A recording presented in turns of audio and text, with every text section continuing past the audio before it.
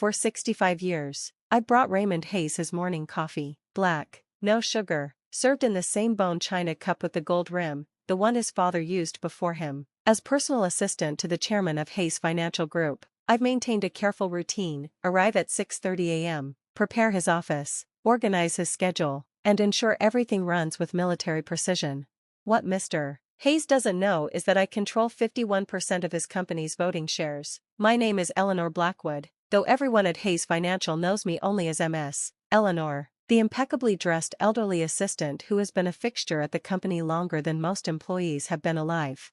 I joined Hayes Financial in 1960, not as an assistant but as a financial analyst with a mathematics degree from Radcliffe College. I was the only woman in the department, hired during a moment of progressive thinking by Raymond's father, William Hayes. I had a gift for spotting investment opportunities that others missed, identifying market patterns through statistical analysis decades before computers made such work commonplace.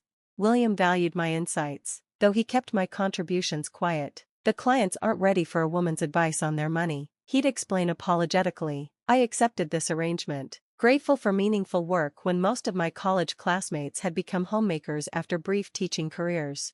When William died suddenly in 1975, his son Raymond, fresh from Harvard Business School with more ambition than experience, took control. I expected changes but not the betrayal that followed. One evening, as I was finishing a comprehensive analysis of emerging technology companies, Raymond called me into his office. He was seated with two board members, looking uncomfortable but determined.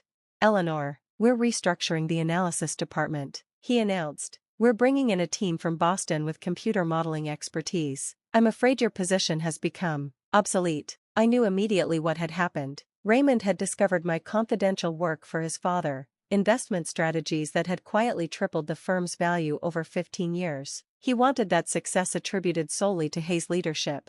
"Of course, your loyalty deserves recognition," Raymond continued, sliding a document across the desk. "Father left instructions for you to receive a small stake in the company, 1%. Generous, considering." He didn't finish the sentence, but his implication was clear. "Considering you're just a woman who should be grateful for any acknowledgement." The betrayal stung, but I maintained my composure. William had actually promised me much more: recognition as a full partner after his retirement, but he died before putting everything in writing, leaving only informal notes that Raymond had clearly discovered and decided to interpret minimally. I signed the document, accepting the insultingly small stake while hiding my devastation. The next morning, I returned to Hayes Financial with a different proposal.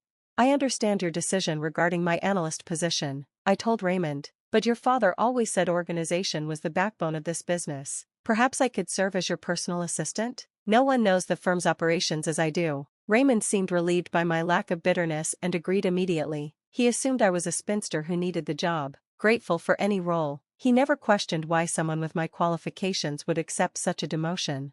Thus began my second career at Hayes Financial, and my patient journey toward justice.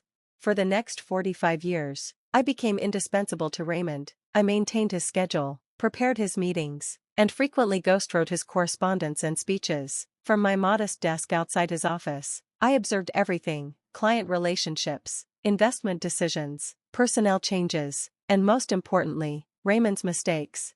Meanwhile, I began my careful acquisition strategy. My 1% stake provided quarterly dividends, which I reinvested entirely in Hayes Financial shares whenever the price dipped. I lived modestly in the same one-bedroom apartment I'd rented since 1963, spending little on myself beyond my impeccably tailored suits and sensible pearls. When Hayes Financial went public in 1982, I created a web of small investment entities through distant relatives and college connections, allowing me to acquire shares without triggering disclosure requirements. Raymond never questioned how I understood complex SEC regulations so thoroughly. He simply appreciated having an assistant who could explain them without bothering him with details.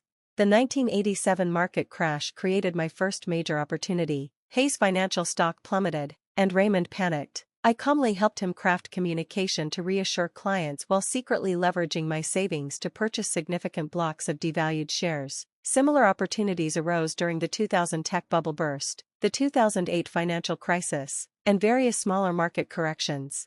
Through it all, Raymond saw me as nothing more than his faithful assistant, reliable, intelligent enough to be useful, but fundamentally decorative. He failed to notice that I never retired. Even as I approached my 80s, he didn't question why I remained so engaged with company operations when I could have been enjoying grandchildren, had I any, or traveling the world.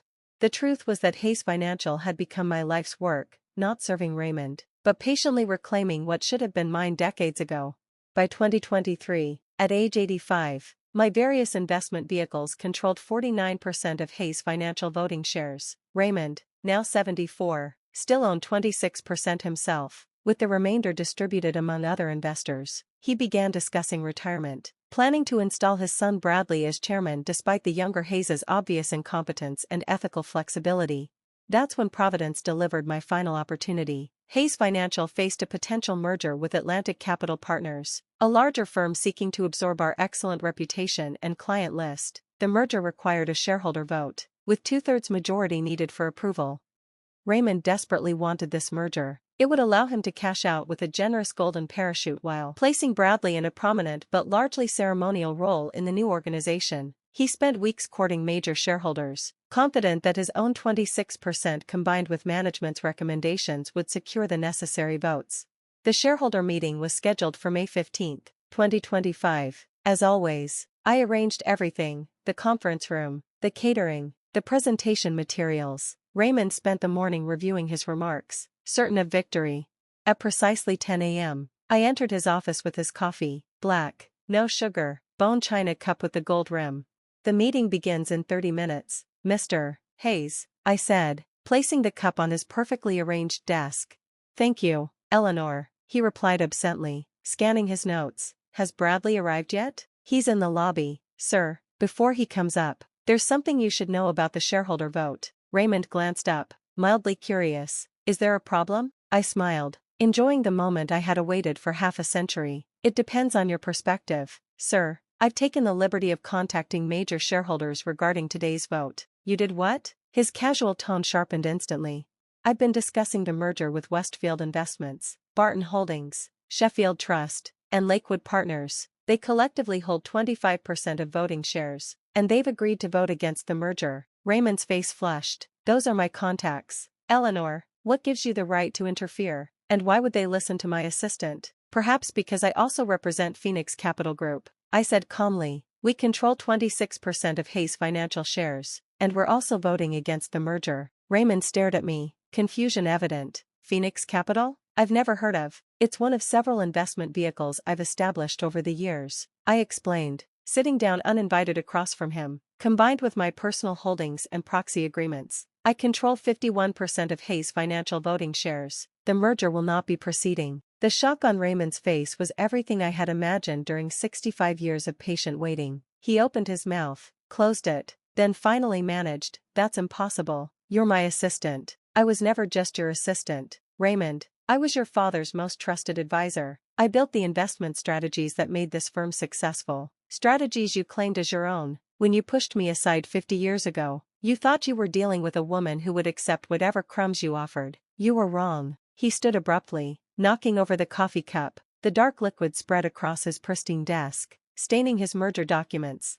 "This is preposterous. You can't possibly. We'll contest this. The board will never. The board will do what the majority shareholder directs." I interrupted gently. "As of this morning, I've informed them of my position and my intentions. Unlike you, I built relationships with every board member over decades. They understand that I know this business better than anyone alive." Raymond collapsed back into his chair, his face ashen. "What do you want?" I smiled. "Exactly what your father promised me 50 years ago. Recognition for my work and control of the company I helped build. Effective immediately, I'll be assuming the chairmanship of Hayes Financial Group." "You're 85 years old," he sputtered. "You can't run a financial firm at your age." "I've been running it from behind your desk for decades," I replied. "The only difference now is that I'll be sitting on the correct side." The shareholder meeting that day was brief but dramatic. I announced my majority position, the termination of merger discussions, and my immediate installation as chairwoman. Raymond resigned on the spot, his carefully constructed legacy collapsing around him.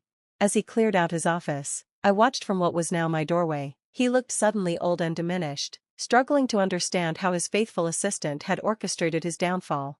65 years, he finally said, looking up at me. "You spent 65 years as my assistant just to take revenge?" I shook my head. "Not revenge, Raymond, justice." I spent 65 years building and protecting this company while you took the credit. Now I'm simply claiming what I earned." He left without another word, shoulders slumped under the weight of his miscalculation. The next morning, I arrived at 6:30 a.m. as always, but walked past my old desk to the chairman's office, my office now. The desk had been cleaned, all traces of yesterday's spilled coffee removed. I placed my own cup down, black, no sugar, in a modern mug with the company's new logo, which I had designed myself decades ago.